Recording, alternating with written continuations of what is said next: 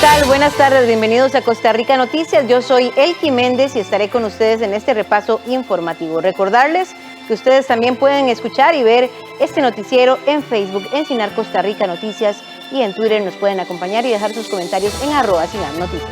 Vamos de inmediato a hacer un repaso por nuestros titulares.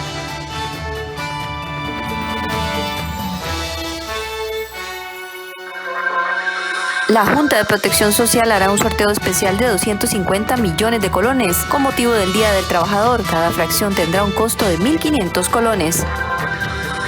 6 hospitales se quedan sin camas UCI debido a incremento en casos de COVID-19. El país reportó un promedio de 1.400 contagios diarios en los últimos 3 días.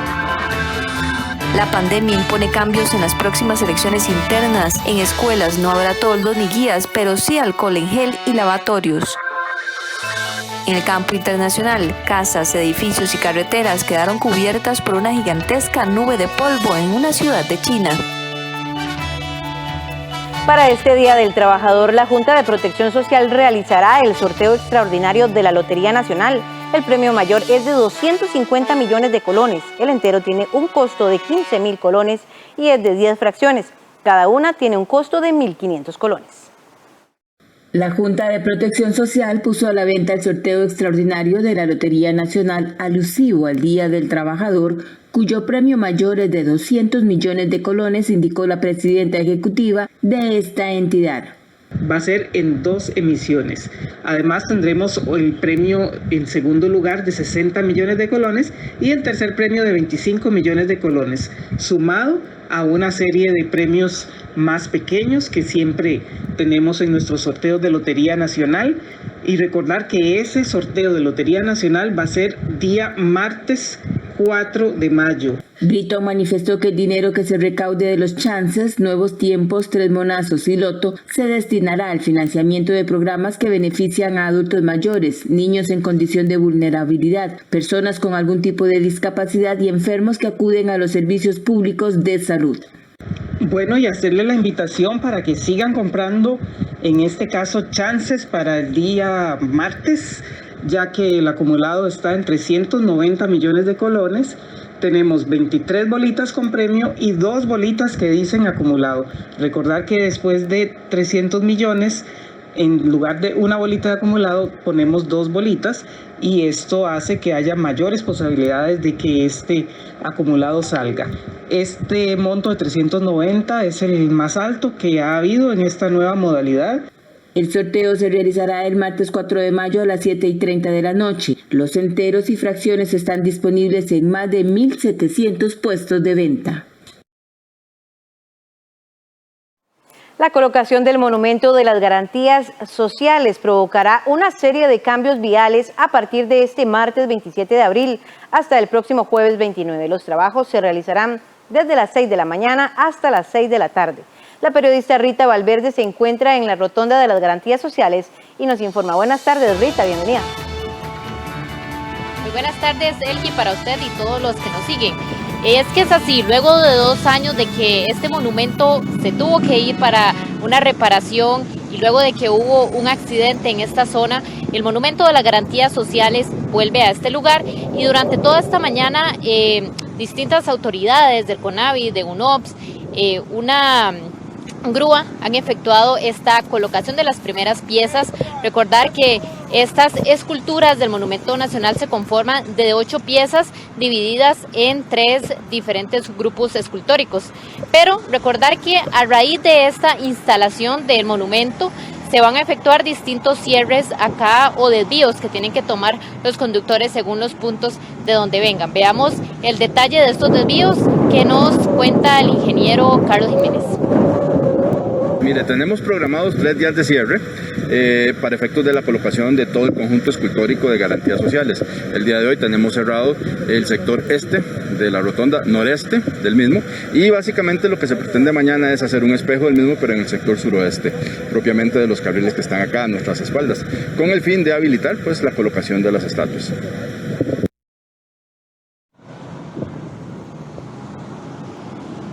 Bueno, y es que como les contábamos, este monumento en el 2018 un conductor se accidentó acá en este lugar y falleció, y desde este momento estas esculturas quedaron dañadas. Durante estos 2 años también se dio la construcción del paso a desnivel en la rotonda de las Garantías Sociales, y entonces por ello se tuvo que quitar este monumento, pero se ha hecho un proceso de restauración que ha incluido un proceso de meses en el que han trabajado distintos especialistas para la restauración, en pintura, en el material, y veamos lo que nos cuenta el ingeniero acerca de este proceso. Ha sido sumamente intenso. Evidentemente esto pues es materia que no es nuestra experiencia ni nuestra especialidad, pero sí le puedo decir que cada vez que teníamos la oportunidad de conversar con los expertos que encargaron de lo mismo, uno se da cuenta de lo complicado y lo complejo que es. Son prácticamente clases de química las que uno recibe cuando conversa con los señores, porque la técnica que se requiere es sumamente especializada. Ha sido un trabajo muy arduo por parte de ellos, sumamente profesional, y pues bueno, acá están los resultados. Con una restauración pues a todo lo que se necesita. Nada más para recordarles las afectaciones que tendrán o los desvíos de los conductores que se dirijan por este sitio. Vemos en pantalla una imagen que nos muestra un poco un croquis sobre la rotonda, y en el punto rojo es donde se especifica el sector donde van a estarse realizando estos trabajos. Recordar que es durante 3 días, y durante estos 3 días, en el primer día se van a realizar estos trabajos, la colocación de la escultura en el sector noreste de la rotonda. Por ello tendrán afectación algunos conductores que tendrán que tomar desvíos o las rampas para que si se desplazan por acá estén atentos. También vemos en la siguiente imagen el día 2 y 3, es decir, miércoles y jueves, se van a efectuar o se van a desplazar hacia el sector sureste de la rotonda, donde también pueden localizar el punto o el cuadrado rojo, es donde se van a realizar los trabajos o la colocación de estas esculturas. Por lo tanto, también van a afectar distintas salidas como la Y, en dirección también a Plaza Víquez, o los que vienen del sector de San Pedro, para que se mantengan al tanto los conductores que se desplazan, recordamos, por este sector. Serán 3 días, los trabajos se van a realizar desde las 6 de la mañana hasta las 6 de la tarde. En otros temas, pero siempre en infraestructura, les informamos que la empresa MECO tendrá al menos 5 meses para realizar los diseños del paso a desnivel que se va a construir en Los Atillos. Recordar que en este sector lo que se quiere es evitar el congestionamiento que se viene haciendo desde hace tiempo, desde hace años, y un trabajo de eliminar los semáforos en este sector, la construcción de un paso a desnivel, de un túnel y de una rotonda. Veamos a continuación la información. En 5 meses, la constructora MECO deberá tener lista la propuesta de diseño para el paso a desnivel en el cruce de Atillo 6. La orden de inicio se concedió desde el 27 de marzo anterior. La empresa dispondrá de 450 días, 1 año y 3 meses aproximadamente para el diseño y construcción del proyecto. Además de este plazo para los diseños, la empresa tendrá 300 días para construir la obra. Para evitar el congestionamiento vial, se pretende eliminar los semáforos en los cruces de Atillo 4, Atillo 6 y Atillo 7 y 8.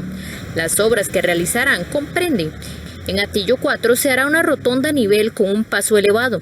La empresa MECO fue la seleccionada para construir la estructura a desnivel en este lugar, además de labores complementarias por un monto de 4.551 millones de colones. En Atillo 6 se trabajará en los diseños para construir un túnel de 2 carriles que pasará por debajo de la ruta de circunvalación que comunicará las diferentes comunidades del sur de la capital, Atillos 2, 3, 5 y 6. El proyecto también estará a cargo de la constructora MECO por un monto de 2.850 millones de colones y dispone de 150 días para el diseño y 300 para la construcción. En Atillos 7 y 8 se hará un paso elevado en torno a la circunvalación construido por el consorcio Copisa Intra. La propuesta deberá dar una solución a los entrecruzamientos en esta intersección, de tal manera que se privilegie el tránsito sin detenerse sobre circunvalación. La inversión total de las obras será de unos 11.000 millones de colones, con financiamiento del Banco Centroamericano de Integración Económica.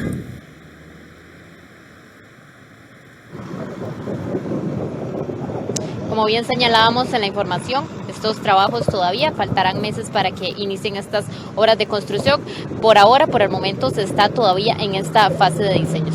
aquí desde la Rotonda de las Garantías Sociales, donde aún se mantienen estos trabajos de colocación de este monumento. Nosotros nos despedimos y Elke, usted continúa con más información. Buenas tardes. Buenas tardes, Rita. Muchas gracias por el detalle de esta información.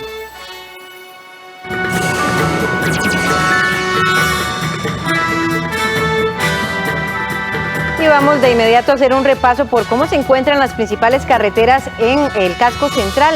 Vamos de inmediato a la Ruta 1, que se encuentra bastante despejada y pues bastante fluida también la carretera, en óptimas condiciones para transitar y de momento no llueve. Ahora nos trasladamos a la Ruta 2, a la Ruta 27, más bien después del peaje de Escazú. De la misma manera, no hay mucho tránsito, bastante fluido y todavía tampoco hay lluvia por esta zona. Vamos a la Rotonda de San Sebastián, bastante actividad, pero no con congestionamientos viales, las carreteras en óptimas condiciones y también el clima bastante favorable. Por último, vamos al cruce de San Francisco de Dos Ríos. Se ve un poquito más el movimiento de vehículos, sin embargo, solamente de tener paciencia y precaución a la hora de tomar y salir de la rotonda. Por el resto, bastante fluido, mucha actividad, pero sin congestionamiento ni ningún problema vial. Los contagios por COVID-19 se sitúan en un promedio de 1.400 diarios y algunos hospitales ya se quedaron sin espacio para recibir más pacientes. Vamos a una pausa y venimos con esta información.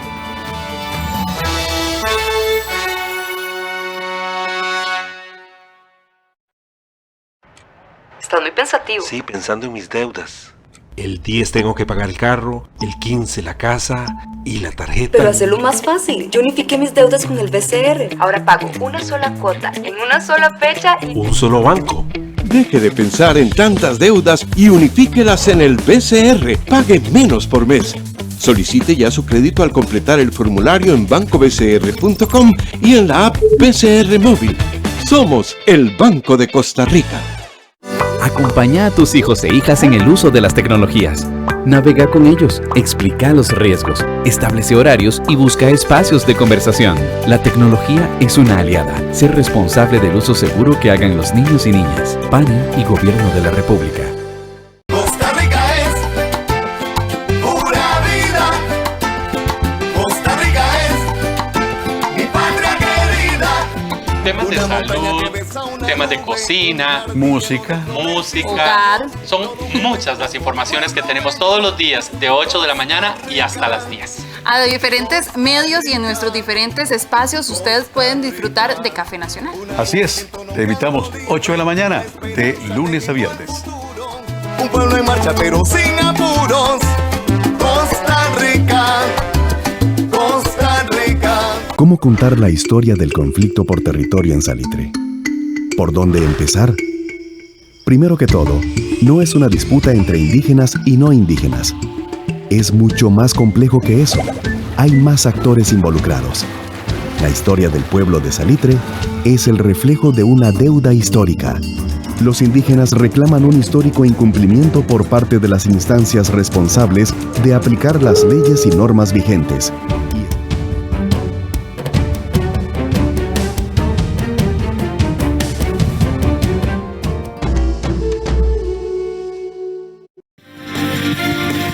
Banco Popular presenta el tipo de cambio. Es hora de conocer cómo se encuentra el tipo de cambio del dólar para este martes 27 de abril. La compra se encuentra en 613,42 céntimos y la venta en 619,20 céntimos. Banco Popular presentó el tipo de cambio.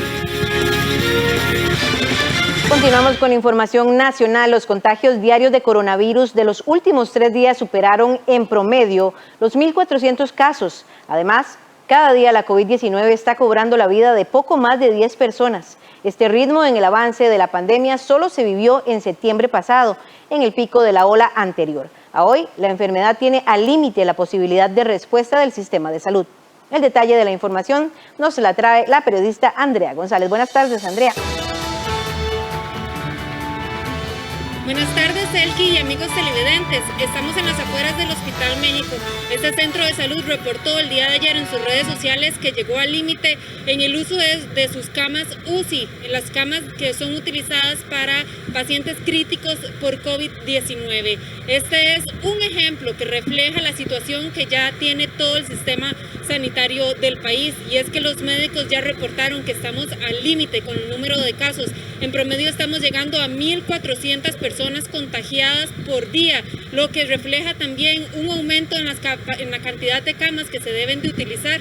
Por lo menos ayer en la tarde únicamente quedaban disponibles 30 camas de emergencia para este tipo de pacientes, y de ellas solamente 5 en todo el territorio nacional son para personas con situaciones bastante críticas. Veamos todo el detalle de la información en la siguiente nota.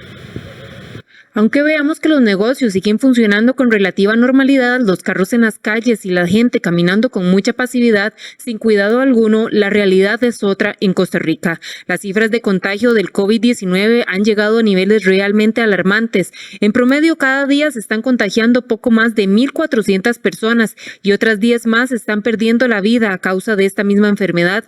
Según el último corte suministrado por el Ministerio de Salud, entre sábado, domingo y lunes, se reportaron un total de 4.310 casos y 32 decesos. El día con más casos fue el día sábado, con 1.830, el número más alto desde que inició la pandemia. Este lunes fue el día con el reporte más bajo, con 1.203 casos. En promedio, estos 3 días hubo 1.437 casos y 10.66 fallecimientos cada 24 horas, número que no se veía desde septiembre pasado en el pico de la ola anterior. Estos contagios inciden directamente en la cantidad de personas que requieren ser hospitalizadas. Para estos mismos 3 días se reportaron 743 hospitalizaciones, de las cuales 415 son camas de salón y 328 requirieron de una cama de cuidados intensivos, conocidas como UCI, dejando como saldo únicamente 25 camas UCI libres en todo el sistema hospitalario nacional. La tarde de este lunes, la Caja Costarricense de Seguro Social reportó que los hospitales Max Peralta de Cartago, Tony Facio, Monseñor Sanabria, San Rafael de Alajuela, el Hospital de San Carlos y el Hospital San Vicente de Paúl ya no cuentan con camas UCI disponibles y únicamente quedan 5 camas de unidades de cuidados intensivos para atender pacientes críticos en todo el territorio nacional. 2 de ellas están en el San Juan de Dios, 2 en el Enrique Baltodano en Liberia y una en Escalante Pradilla en Pérez Celedón. Y aquí es muy importante recalcar, no se trata de las camas, se trata de que si la gente se sigue enfermando en la comunidad, no hay sistema de salud que aguante. Eso es lo más importante que tienen que entender todas las personas. Si en las comunidades se sigue enfermando gente a este ritmo, se van a internar más personas. De esas personas que se internan, 2 de cada 5 requieren cuidados intensivos, van a aumentar los muertos. Y eso va a generar un impacto sobre la mortalidad de la gente que tenga otras enfermedades también. Un dato que alertó a las autoridades es el tiempo de estancia en estas camas, ya que los pacientes están tardando hasta 13 días en una cama de hospital, cuando en enero la estadía era de un máximo de 10 días, lo que compromete aún más la disponibilidad de estas camas. 6 de cada 10 personas internadas en una UCI tienen una edad entre 30 y 59 años. Se estima que cada 5 personas hospitalizadas por COVID-19, 2 han requerido de cuidados intensivos. En total, en Costa Rica se han presentado 241.240 casos de COVID-19 desde que inició la pandemia y 3.168 personas han fallecido por esta enfermedad. Recordarles que estos datos de COVID-19 son actualizados por el Ministerio de Salud todos los días antes de las 7 de la noche. El gerente médico de la Caja anunció hoy por la mañana que ya tienen colapso en algunos sistemas de salud, en algunos hospitales, y esto ha generado que tengan pacientes graves que no han podido ser trasladados para poder ser atendidos como se deben. Recordarles y reiterar las indicaciones de los expertos, el lavado de manos, distanciamiento, por lo menos en lo que pudimos ver en el transcurso, en el recorrido llegando acá, las paradas de buses, la gente no respeta el distanciamiento, ya no se está usando alcohol en gel, las mascarillas la gente no las está usando adecuadamente, y esto es precisamente lo que aseguran los médicos, lo que tiene los niveles de contagio en picos tan elevados desde que inició la pandemia. Ustedes siguen con mucha más información en el set principal. Muchas gracias, Andrea, por esta amplia información. Y como vimos en la nota anterior, 1.400 casos nuevos de COVID-19 y 10 muertes se están reportando en promedio en nuestro país diariamente. Esto impacta a los servicios de salud de la Caja, especialmente las unidades de cuidados intensivos. Para entrar más en detalle, está con nosotros el epidemiólogo de la Caja de Seguro Social, el doctor Roy Wong, a quien le damos la bienvenida a Costa Rica Noticias. Doctor, buenas tardes, bienvenido. Muchas gracias por la invitación y gracias por este espacio. Doctor, ¿qué causó esta subida acelerada de casos? Es importante el analizar qué es lo que ha llevado a este incremento tan acelerado en el número de contagios. Vamos a tener de que podemos esto atribuirlo a varios factores. Los principales factores que podríamos entonces citar, número uno, y que realmente tiene que prevalecer como el más importante condicionante en el incremento acelerado de casos, ha sido una relajación y una pérdida de las medidas que realmente veníamos siguiendo de forma tan exhaustiva. Vamos a tener de que, tal y como justamente ustedes presentaban en la nota, justamente hemos notado de que ha habido una relajación desde el punto de vista del uso estricto de la mascarilla, del distanciamiento social y del lavado y uso de alcohol gel, por ejemplo.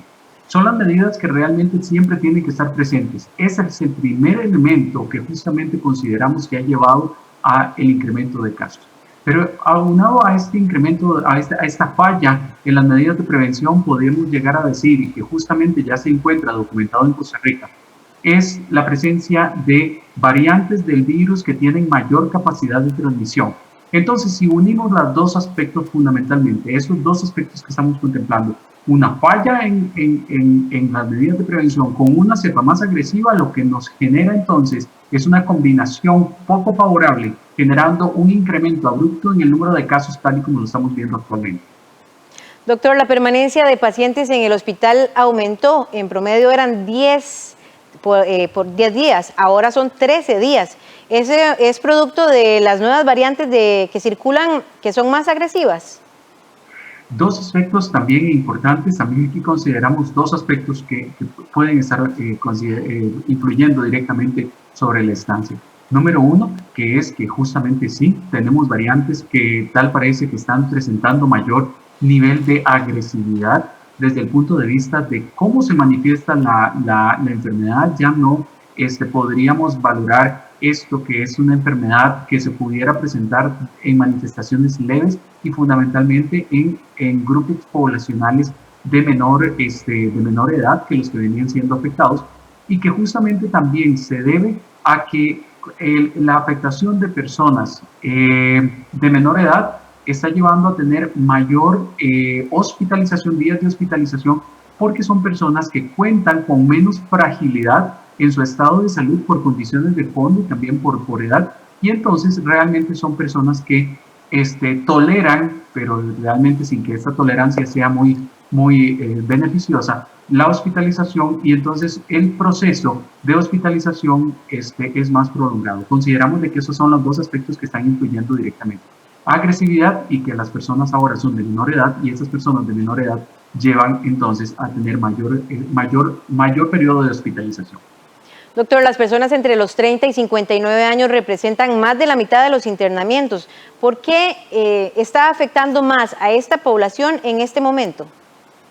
Es importantísima. Esta es una pregunta relevante y que tenemos que ser muy claros en este aspecto. Es decir, vemos este desplazamiento por dos factores fundamentalmente.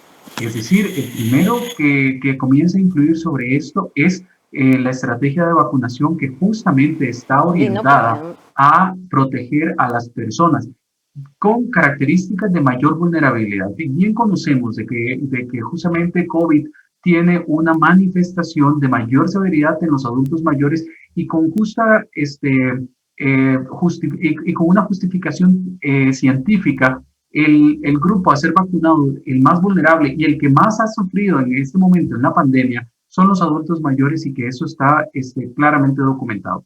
Ahora bien, este proceso de avance en la vacunación comienza a generar un desplazamiento del virus hacia edades más tempranas. Pero ¿cuál es entonces el verdadero problema detonante en la afectación de personas de justamente de menor edad? Es de que también ese es el grupo de población que está llevando a tener una relajación de las medidas, está lamentablemente confiándose de que este virus podría solamente ser un resfriado común, condición que es totalmente falsa y que realmente están incumpliendo las medidas, generando mayores tasas de contagio en este grupo de edad. Grupo de edad que justamente deberíamos todos de los que nos encontramos en ese grupo de edad seguir de forma exhaustiva las medidas que ya conocemos. Doctor, bueno, en los últimos días, casi última semana, hemos visto cómo el gobierno y las autoridades de salud han ido implementando nuevas medidas que puedan ir limitando un poco esa propagación de casos. ¿Cuándo podríamos ver resultados de las medidas como la ampliación de la restricción vehicular nocturna que se aplica desde incluso hoy martes? Sí, es importante. Hoy en día, si bien es cierto, las medidas comienzan a funcionar desde ya, recordemos que no debemos de cambiar un poco el paradigma desde el punto de vista de que las medidas deberían de ser siempre otorgadas por los jerarcas que han tenido o que tienen la responsabilidad de dirigir este país, de los jerarcas de las instituciones o, por ejemplo, de los entes policiales, por supuesto, que tienen una labor fundamental desde el ámbito social. Estas acciones vamos a tener que ser promulgadas desde cada uno de los actuarios, de cada uno de nosotros como ciudadanos, como miembros de la familia, como miembros de una familia, como amigos, es decir, como miembros y diversos roles que nos toca vivir. Ahora bien, puntualmente, estos cambios veríamos efectos posiblemente hasta dentro de aproximadamente 10 días o máximo 2 semanas. Antes que esto es muy difícil que pudiéramos encontrar un cambio abrupto como una reducción a la tasa de contagio de forma que pudiéramos frenar, que podríamos decir en seco, esa tasa de contagio. Es decir, hasta dentro de 10 días, semana y media, 2 semanas a lo sumo. Pero aquí sigue, es importante. De nada valen las medidas que pueda tener el gobierno si realmente cada uno de nosotros no somos conscientes de la importancia de seguirlas, con o sin restricciones, con o sin medidas de gobierno, es decir, es una responsabilidad individual de cada uno de nosotros. Doctor, una última pregunta, o más que pregunta, tal vez un comentario que nos deje en esta edición, porque hemos hecho también un llamado muy importante en Costa Rica Noticias a la prevención, a cuidarnos todos y a cuidar de los otros. Pues las camas en cuidados intensivos están ya saturadas, el sistema de salud está colapsado y entre más casos lleguen, más difícil será nuestra situación en este país. Incluso esta mañana tenemos la lamentable noticia del fallecimiento del médico limonense que estuvo muy delicado en el Hospital México, algo que por supuesto nos pone tristes a todos. Cada una de las pérdidas que hemos tenido durante esta pandemia la hemos sentido todos los costarricenses. Tal vez un pequeño llamado antes de despedirnos, doctor, sobre esas medidas que se tienen que tener, cómo sí debemos atacar realmente y por qué es importante atender todas las acciones que el gobierno ha ido presentando. Muchas gracias más bien por esta oportunidad y para ser breves quisiera compartir algo que justamente es el mensaje de saber de que todo esto gira en torno a todos los que nosotros podamos hacer en relación a nuestras actividades personales, académicas, profesionales, el negocio que quisiéramos emprender o el negocio que cuidamos para el resto, que hemos cuidado de generación en generación de todos los aspectos. Hoy en día, el llegar al colapso de las unidades de cuidado intensivo, lamentablemente, vamos a tener que va a afectar a estas actividades económicas, sociales o personales que cada uno de nosotros quisiera desarrollar. Independientemente, y esto quiero ser enfático, independientemente si tenemos restricciones o medidas como las que tuvimos el año pasado, independientemente siempre va a afectar. Ya comenzamos a vernos en el mundo como, por ejemplo, un país riesgoso para poder viajar a Costa Rica. Entonces, todos aquellos que tienen actividades en turismo realmente también se van a ver afectados. Con esto quiero entonces llegar al mensaje, que solamente entre todos podemos llevar a controlar la curva, a aplanar la curva, a recuperar las camas de cuidados intensivos para cada uno de nuestros ciudadanos, inclusive para nosotros mismos. Realmente hay que ver todo esto como un engranaje y todo influye sobre todo. El mensaje es: el cuidarnos vale la pena, el cuidarnos realmente nos va a generar muchos aspectos positivos y el hacerla de dirección contraria realmente nos va a llevar a aspectos que como sociedad vamos a lamentar el día de mañana, y esperaríamos de que esto tuviera el menor impacto en cada uno de nuestras familias, nuestra sociedad y por supuesto del país en general. Perfecto, doctor. Muchísimas gracias por acompañarnos esta tarde. Gracias a ustedes. Y nosotros continuamos con información. Las autoridades del sector de salud de Osa aseguraron que los vecinos de este cantón se han mostrado indiferentes y no se han acercado a vacunarse contra la COVID-19. El alcalde de este cantón hizo un llamado a la población para que no pierdan la oportunidad de vacunarse y para que estén atentos con la información que brindan al respecto mediante el perifoneo. Ante la poca asistencia para aplicarse la vacuna contra la COVID-19 por parte de los adultos mayores del cantón de Osa en Punta Arenas, las autoridades de salud de este lugar y del hospital Tomás Casas hicieron un llamado a la población para que se acerquen a los centros de salud y se apliquen la inyección.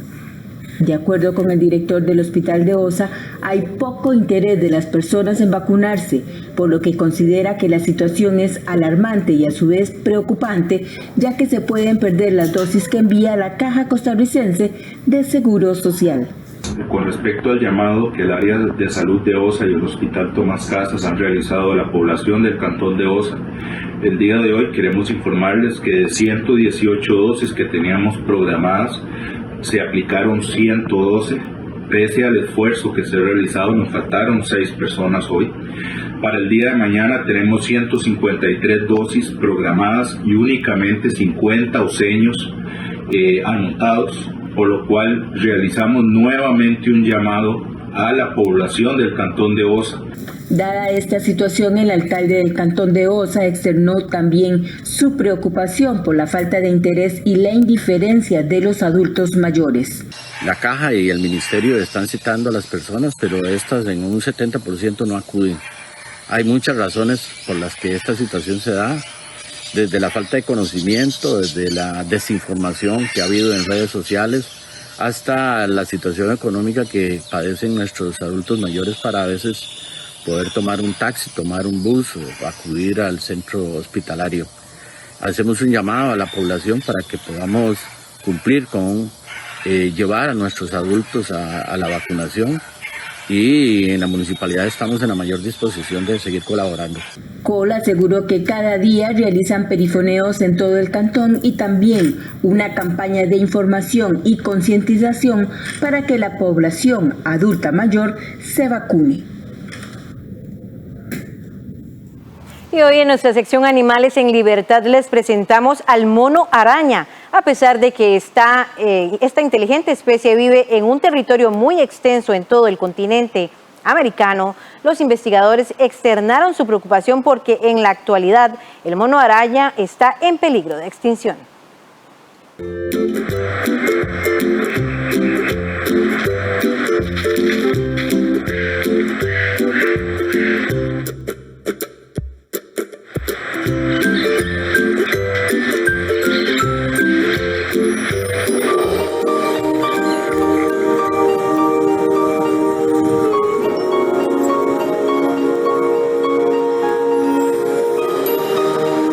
Los monos araña tienen extremidades largas y colas prensibles, lo que les da la apariencia de grandes arañas arbóreas. Las colas tienen puntas sin pelo y surcos que se asemejan a huellas dactilares. Además, sus cabezas son pequeñas, sus caras no tienen pelo y les sobresalen las anchas fosas nasales. Sus manos son estrechas con dedos largos y curvos y pulgares reducidos o inexistentes. También en sus pies les resalta el negro. Los machos tienden a ser un poco más grandes que las hembras. Dependiendo de la especie, el color del cabello puede ser blanco o dorado, marrón o negro. Los monos arañas viven en América Central y América del Sur. Hay 7 especies y 7 subespecies de mono araña. Entre estos destacan el cara roja, el frente blanca, el peruano, el araña marrón.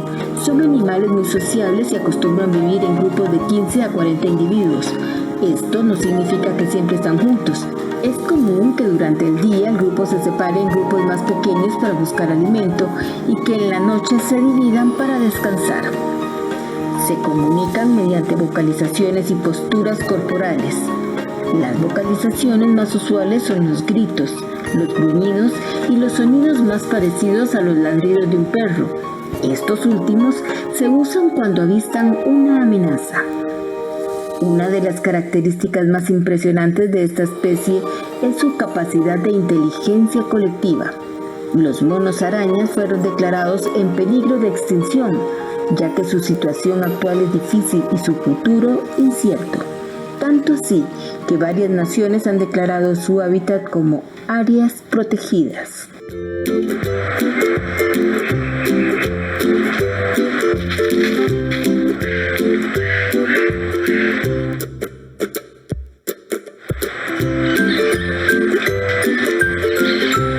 Escuche bien, que no haya toldos fuera de las escuelas, que no hayan guías y que cada persona lleve su lapicero para votar son parte de las propuestas de los protocolos que los partidos políticos proponen para sus elecciones internas.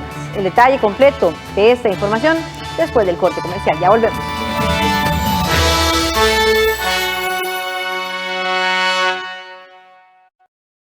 Respetar las medidas contra la COVID-19 es mi responsabilidad, porque luego voy a mi casa con mi familia. Yo tuve COVID, estuve internado 15 días, vi personas morir de lo que yo tenía, y eso no lo quiero para mi familia, ni para mis compañeros. Por eso uso mascarilla, mantengo la distancia, y me lavo las manos constantemente, y así los protejo a ellos. BN Venta de Bienes pone en tus manos la nueva subasta digital, una nueva forma de comprar un bien en línea. Ingresa ya a bnventadebienes.com o baja la app BN Venta de Bienes y aprovecha las oportunidades. Juntos somos progreso. AGECO tiene una buena noticia para todas las personas mayores y sus familiares. Gracias a la televisión, ahora podemos seguir estando cerca a pesar de la distancia, disfrutando de buena vida. El nuevo programa de AGECO y 13, Costa Rica Televisión. Buena Vida, de lunes a viernes a las 2:30 de la tarde. Por 13, Costa Rica Televisión.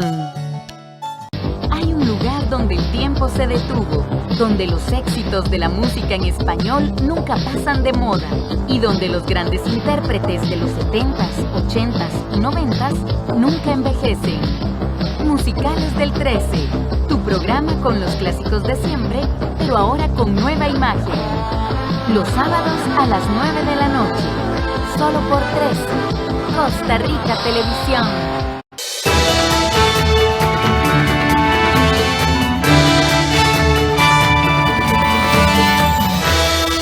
Y tal como lo anunciamos antes de irnos a corte, sin guías ni toldos de información y con transportes por burbujas, así serían las elecciones internas en el PUSC y el PLN el próximo mes de junio. Ambas agrupaciones políticas están a la espera de que el Ministerio de Salud apruebe sus protocolos para sus respectivas convenciones. Los partidos políticos están a la espera de que el Ministerio de Salud apruebe sus respectivos protocolos para realizar en junio las convenciones internas, donde se elegirán al candidato o candidata a la presidencia del Partido Liberación Nacional, así como del Partido Unidad Social Cristiana. El COVID-19 obligó a eliminar los tradicionales toldos y guías para evitar las aglomeraciones. Los votantes deberán portar su propio lapicero para emitir el voto, utilizar cubrebocas y lavarse las manos antes de entrar a los centros de votación. Los fiscales generales estarán a 1,80 m distanciados de los miembros de mesa, pero igualmente todas las papeletas tendrán su representación en la mesa para cuidar sus votos.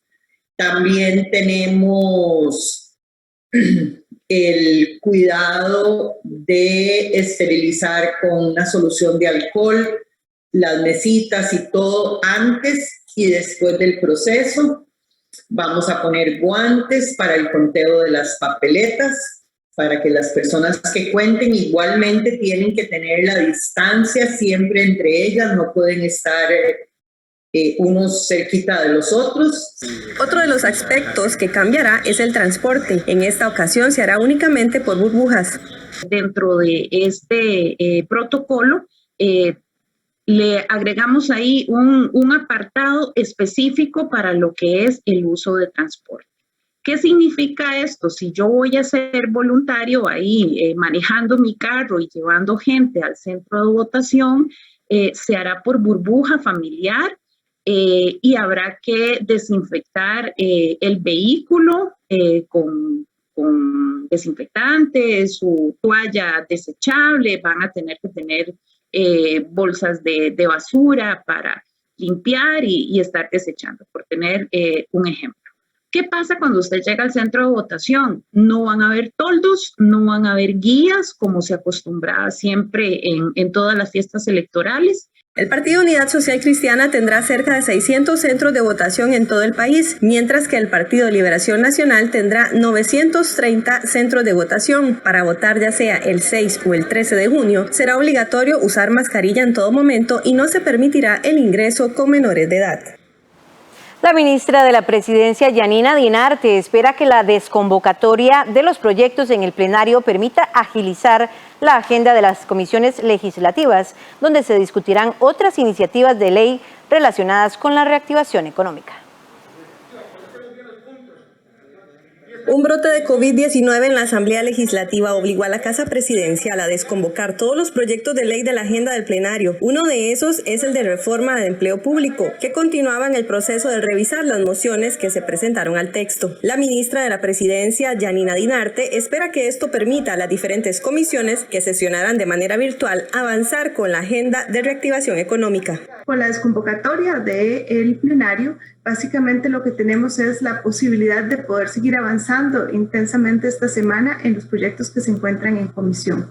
Esto incluye la agenda del Fondo Monetario Internacional, así como otros proyectos que son de interés del país. La jerarca indicó que estarán pendientes de la evolución de la salud de los funcionarios del Congreso para convocar nuevamente las sesiones en el plenario. No solo estamos anuentes a seguir colaborando esta semana para que esta agenda pueda traducirse en un avance significativo de los proyectos, sino que también, por supuesto, estaremos atentos a cuando se den las condiciones para poder volver a convocar los proyectos en el plenario y con eso permitir el avance de esta agenda que es de tanta relevancia para poder estabilizar la trayectoria de nuestra deuda y claramente también de lograr mayor reactivación económica. Por el momento hay 3 diputadas positivas de COVID-19 y se recomendó el aislamiento preventivo de los demás legisladores.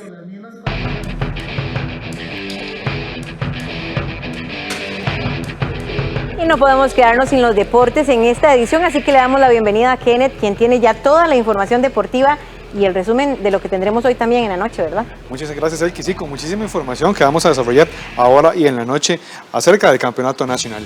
A falta de 2 fechas por disputar, 9 equipos buscan uno de los 2 cupos que faltan para completar las semifinales y 8 clubes aún pueden ser últimos. Eso resume lo inconsistente que ha sido el torneo de clausura. Inconsistente, loco, impredecible, competitivo o malo. Estos son algunos de los adjetivos que puede llevar este campeonato nacional, el cual ha estado lleno de empates y movimientos bruscos en la tabla de posiciones. El último ejemplo es lo sucedido este lunes con Pérez Celedón. Los Guerreros del Sur pasaron las primeras 18 fechas entre el puesto 9 y el 12. Este último lo ocupó en 4 jornadas seguidas, hasta que consiguió 3 triunfos al hilo y en 2 semanas pasó de ser colero a estar metido en la zona de clasificación. Con la victoria Ciudad Quesada llegaron a 25 puntos y mandaron a Herediano al 5º puesto y a San Carlos al 8º, pero apenas con una ventaja de 1 y 2 unidades respectivamente. Florenses y Norteños siguen vivos, al igual que Jicaral, que es 6º con 24 y Cartaginés, que es 7º con 23. Incluso Municipal Grecia, Limón FC y Guadalupe, que es último, tienen chances, pero son más reducidas. El torneo ha sido de altibajos. Saprissa se mantiene en zonas de clasificación a pesar de firmar una de sus peores presentaciones. Los morados han cambiado 2 veces de técnico, pasaron 9 fechas sin ganar y empataron el récord de empates en una fase regular de torneos cortos, con 11. Herediano ha vivido un ir y venir. En las primeras 6 fechas deambuló entre la posición 10 y la 12, con lo que registró su peor inicio de torneo en la historia. Entre la jornada 14 y la 17 estuvo en zona de clasificación, pero volvió a salir. Jicaral, que hoy es sexto, ha sido de los más constantes. El equipo de la península estuvo entre los primeros 4 puestos en 12 fechas, pero perdió en los últimos 2 juegos y complicó la búsqueda del boleto a la siguiente fase. Caso aparte son Alajuelense y Santos. Los manudos han sido líderes de inicio a fin, mientras que los guapileños han ocupado el segundo lugar en toda la segunda vuelta. La zona baja de la tabla también ha sido impredecible. Pérez Celedón y Limón han sido los equipos que habitaron el sótano por más fechas, pero actualmente el Codero Guadalupe, que irónicamente es el segundo equipo con más goles a favor. Matemáticamente, 8 clubes aún pueden quedarse con el último lugar, unos con más opciones que otros. El inquilino del sótano, al igual que las semifinales, quedará definido hasta en la última fecha, a espera de sorpresas como ha sido a lo largo del torneo. El calendario en lo que resta del clausura no es misericordia con muchos equipos, pero para Pérez Celedón pareciera que se le ha acomodado un poco mejor con 2 duelos en casa y uno de ellos ante Sporting, que no puede, aunque quiera, optar por meterse a semifinales. La definición del torneo en la etapa de clasificación del clausura será de photo finish. Mirando el calendario y las opciones de uno y otro, lo cierto y con la misma irregularidad que ha tenido el certamen, ningún equipo tiene nada asegurado, aún teniendo juegos en casa o en el papel ante equipos que podrían ser accesibles.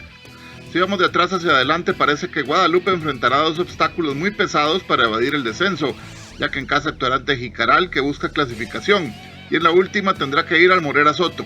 Su calendario no es alentador. Su compañero en esa lucha de evitar el sótano es Limón, que en casa tendrá a San Carlos, que aún está vivo buscando opciones, pero luego tendrá que visitar al Herediano. Es decir, ante 2 equipos que pueden optar por las semifinales y no regalarán nada. Ya en puestos altos, si Saprissa quiere sacar la faena y ratificarse entre los 4, no puede respirar mucho, ya que lo esperan Santos en casa y San Carlos en el Carlos Ugalde.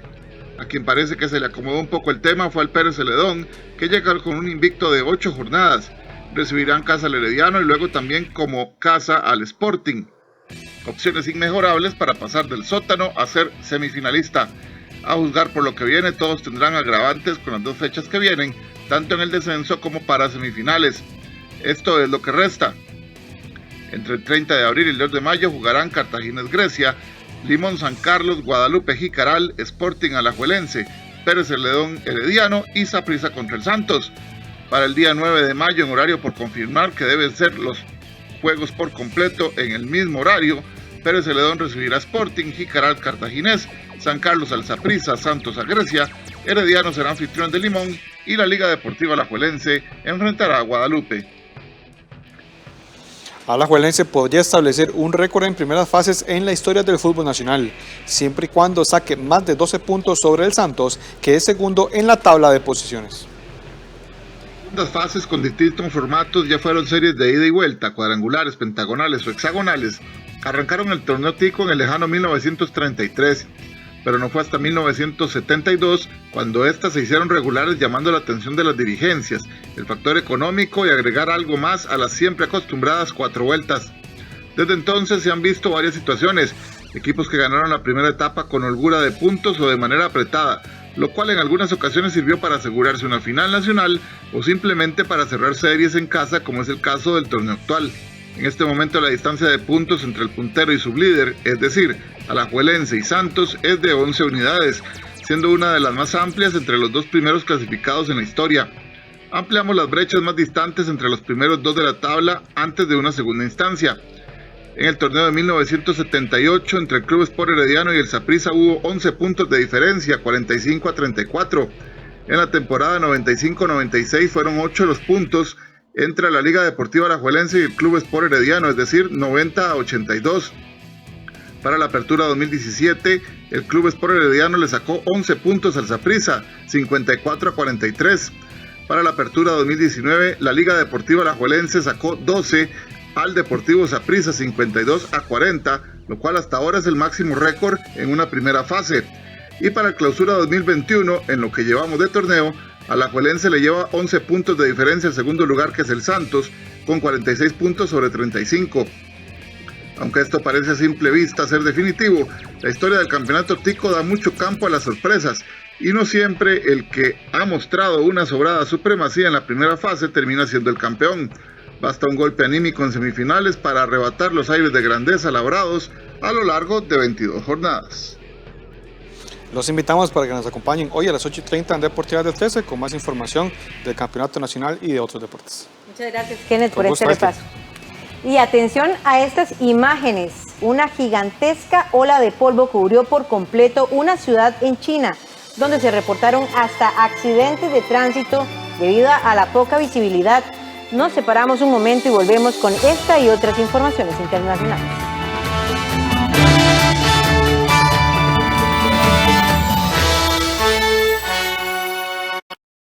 En Internet conectamos con personas conocidas y desconocidas. No publiques fotos o datos personales de tus hijos e hijas. Regula el tiempo que pasan en pantalla y evita videojuegos violentos. La tecnología es una aliada. Sé responsable del uso seguro que hagan los niños y niñas. PAN y Gobierno de la República. El crédito más popular para trabajar y estudiar conectados desde casa. Solicite su crédito y compre el equipo que necesita para el teletrabajo, para remodelaciones, mejoras o ampliaciones para la educación virtual o la compra de mobiliario. Solicítelo hoy mismo. Banco Popular. Hola, ¿qué tal? ¿Sabía usted que 6 de cada 10 personas en Costa Rica tienen problemas de obesidad y sobrepeso? Bueno, probablemente usted dice, ay, sí, yo soy una de esas. Pero no hay ningún problema. Lo importante es tomar la decisión de tener un estilo de vida saludable, de empezar a hacer esos cambios en la alimentación y en la actividad física para garantizar que su condición pues poco a poco vuelva a la normalidad y pueda tener esa salud que le garantice todos esos años que usted quiere vivir con las personas que usted ama. De eso vamos a hablar en una mirada esta semana. Acompáñenos. Hola, ¿qué tal? Mi nombre es Adrián Naranjo y soy parte del equipo de producción de 13 Costa Rica Televisión. A diario nos llegan mensajes de apoyo, informaciones de iniciativas gubernamentales, empresariales que buscan adaptarse y sobrevivir. Historias innovadoras y esperanzadoras de personas que luchan por encontrar soluciones en estos tiempos de cambios. Y son precisamente esos esfuerzos los que vamos a compartir acá, en este programa Soluciones del 13. Todos los días a la 1 de la tarde y los martes luego de la conferencia del COVID. Aquí en 13, Costa Rica Televisión.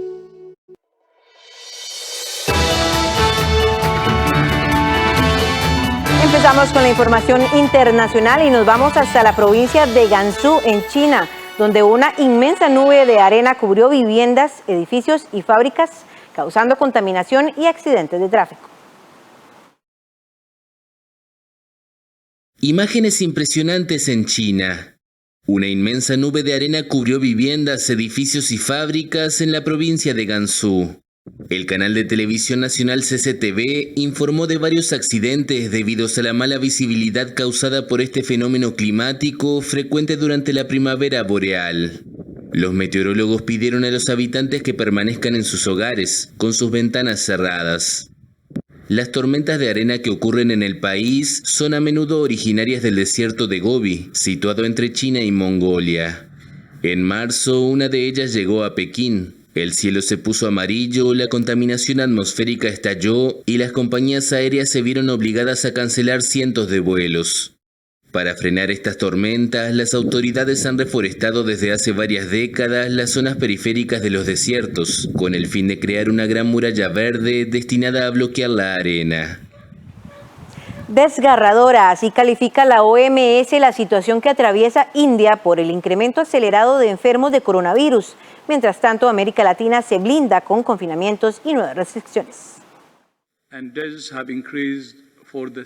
La Organización Mundial de la Salud se mostró preocupada el lunes ante los niveles sin precedentes que ha alcanzado la pandemia en la India, y el organismo apoya con material, equipamiento esencial, miles de concentradores de oxígeno, hospitales móviles y material de laboratorio.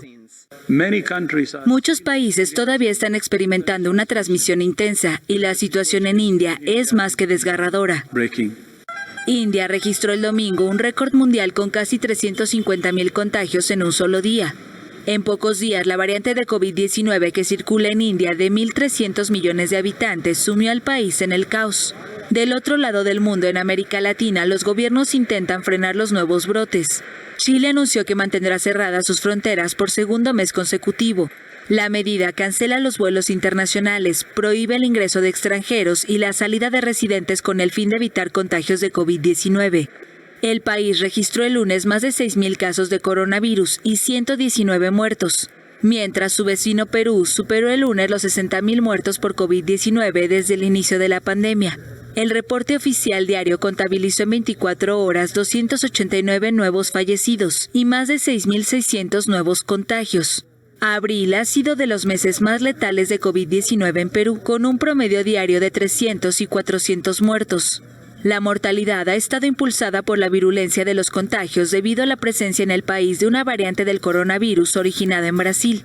En tanto, Bogotá prohibió los partidos de las Copas Libertadores y Sudamericana, previstos para esta semana en la capital de Colombia, debido a una tercera ola de la pandemia que tiene el sistema hospitalario al borde del colapso. Así se propuso que el duelo de la Libertadores entre Santa Fe y el Fluminense sea en la alcaldía de Armenia, al oeste del país, y que el de la Sudamericana entre La Equidad y el venezolano Aragua sea en el estadio de Pereira, en el centro oeste de Colombia. Ambos cambios están pendientes de la autorización por parte de la Conmebol. Y los fabricantes de la vacuna rusa contra el coronavirus Sputnik V denunciaron el martes la decisión del gobierno brasileño, según ellos, política, de no autorizar la importación del fármaco. Por ahora no. El regulador sanitario de Brasil negó el lunes un pedido de varios estados para importar la vacuna rusa Sputnik V contra el coronavirus. Los 5 directores de la Agencia Nacional de Vigilancia Sanitaria siguieron la recomendación del área técnica del organismo, que identificó diversas incertidumbres en relación a la seguridad y la eficacia del inmunizante que todavía no fue aprobado por la Agencia Europea de Medicamentos ni por el regulador estadounidense. La negativa a la importación no implica un análisis definitivo de esta vacuna de vector viral, que según el Instituto Ruso Gamaleya ha sido autorizada en más de 60 países, entre ellos México, Argentina y Venezuela. Los fabricantes del inmunizante afirmaron el martes que los retrasos en Brasil son de orden político y que no tienen nada que ver con el acceso a la información o con aspectos científicos. Específicamente, denunciaron que la Secretaría de Salud de Estados Unidos en su informe anual de 2020 declaró públicamente que el agregado sanitario de ese país había convencido a Brasil de rechazar la vacuna rusa. En un intento de agilizar sus planes de vacunación, una decena de estados del norte y noreste de Brasil firmaron contratos con el Fondo Soberano Ruso que financió el desarrollo de la Sputnik V para adquirir más de 30 millones de dosis. El gobierno federal brasileño también adquirió otros 10 millones. La revista The Lancet informó en febrero que la Sputnik V tenía una eficacia del 91,6%, lo que despejó las dudas sobre su fiabilidad. Pero los responsables brasileños afirmaron que la publicación en este prestigioso medio científico no tiene las mismas exigencias que la aprobación en organismos regulatorios. Y con esta información internacional terminamos esta entrega informativa. Recuerde que a las 7 de la noche usted tendrá más información en Costa Rica Noticias. En unos minutos, a partir de la 1 de la tarde, tendremos también a través de Canal 13 y nuestras plataformas digitales en Facebook. Recuerde que usted nos puede encontrar también como CINAR Costa Rica Noticias, todo el detalle de la conferencia de prensa sobre salud. Ahí estará hoy el presidente ejecutivo de la Comisión Nacional de Emergencias, Alexander Solís, y por supuesto, como es habitual también, el informe epidemiológico. Recuerde usted que hoy es el día que inicia la restricción vehicular sanitaria a partir de las 9 de la noche para todos los vehículos en todo el territorio nacional. Se mantiene también en el casco central, en San José, principalmente la restricción vehicular por placas, y los fines de semana incluye también desde las 9 de la noche en todo el territorio nacional. Hoy tal vez podamos tener nuevas medidas, nuevos anuncios importantes, que es importante que todos los costarricenses mantengamos esta información al día y evitemos siempre la propagación de más casos y más contagios de COVID-19. Buenas tardes.